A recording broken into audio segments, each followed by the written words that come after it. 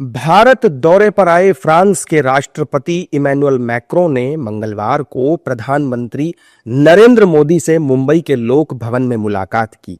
इस बैठक के दौरान दोनों नेताओं ने भारत और फ्रांस के बीच आपसी रिश्ते और ज्यादा मजबूत करने पर जोर दिया। दोनों नेताओं के बीच रणनीतिक सहयोग, व्यापार, रक्षा सहयोग और आपसी हितों के वैश्विक मुद्दों पर बातचीत भी हुई। बैठक के बाद जॉइंट प्रेस कॉन्फ्रेंस को संबोधित करते हुए पीएम मोदी ने कहा कि आज दुनिया उथल पुथल के दौर से गुजर रही है और ऐसे माहौल में भारत और फ्रांस की साझेदारी एक फोर्स फॉर ग्लोबल स्टेबिलिटी है। भारत और फ्रांस के संबंध बहुत ही विशेष है।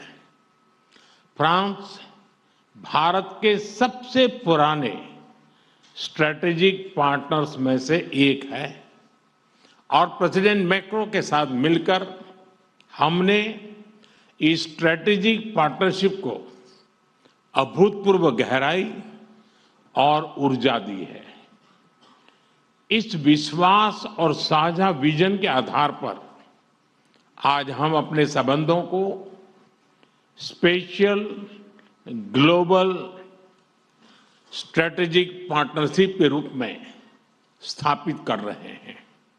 इस मौके पर प्रधानमंत्री मोदी और राष्ट्रपति मैक्रों ने कर्नाटक के वेमागल में टाटा एयरबस के H125 लाइट यूटिलिटी हेलीकॉप्टर की फाइनल असेंबली का वर्चुअल उद्घाटन भी किया। पीएम मोदी ने कहा कि हमें गर्व है कि भारत और फ्रांस मिलकर माउंट एवरेस्ट की ऊंचाइयों तक उड़ान भरने वाला विश्व का एकमात्र हेलीकॉप्टर भारत में बनाएंगे और पूरी दुनिया को निर्यात भी करेंगे। हमें गर्व है कि भारत और फ्रांस मिलकर माउंट एवरेस्ट की ऊंचाइयों तक उड़ान भरने वाला विश्व का एकमात्र हेलीकॉप्टर भारत में बनाएंगे और ये पूरे विश्व को एक्सपोर्ट भी करेंगे। यानी India France partnership knows no boundaries.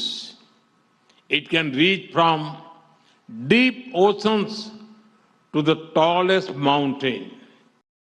प्रधानमंत्री ने कहा कि वर्ष 2026 भारत और यूरोप के संबंधों में एक टर्निंग पॉइंट है। कुछ ही दिन पहले हमने यूरोपियन यूनियन के साथ भारत के इतिहास का सबसे बड़ा और महत्वाकांक्षी फ्री ट्रेड एग्रीमेंट किया है। पीएम मोदी ने यह भी कहा कि भारत और फ्रांस मिलकर Indo French centre for AI in health, Indo French centre for digital science and technology और national centre of excellence for skilling in aeronautics launch करने जा रहे हैं। राष्ट्रपति मैक्रोन नई दिल्ली में आयोजित एआई इंपैक्ट समिट में भी हिस्सा लेंगे।